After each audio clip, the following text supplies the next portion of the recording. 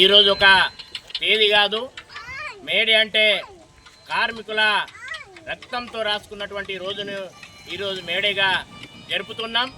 ఆ రోజు కార్పొరేట్ల చేతిలో కార్మికులు బలైన సందర్భంలో 8 గంటల పనిదినాన్ని సాధించాలని అమెరికా దేశంలో చికాగో నగరంలో కార్మికులు తమ రక్తం చిందించి ఈరోజు మేడే 8 గంటల పనిదినాన్ని సాధించుకున్న సందర్భం ఉంది.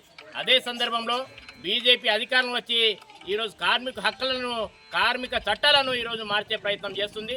ఈరోజు ఏదైతే గ్రామాలలో దళితులు, గిరిజనులు, పేద ప్రజలు ఏదైతే ఉపాధి హామీ మీద వాళ్ళ కుటుంబాలు ఈరోజు పోషిస్తున్నాయో ఆ 100 రోజుల పనిదినాన్ని కూడా ఈరోజు 10 రోజులు తగ్గించి ఈరోజు 90 రోజుల పనిదినాన్ని తీసుకొచ్చింది. అదే సందర్భంలో రాష్ట్ర ప్రభుత్వము, కేంద్ర ప్రభుత్వం ఈరోజు మధ్యాహ్నం భోజన కార్మికులు, అదేవిధంగా గ్రామ పంచాయతీ కార్మికులను ఈరోజు వెట్టి చాకరీ చేస్తూ ఈరోజు వాళ్ళకు కావాల్సిన కనీస వేతనాన్ని ఇవ్వకపోవడం అనేది చాలా బాధాకరం.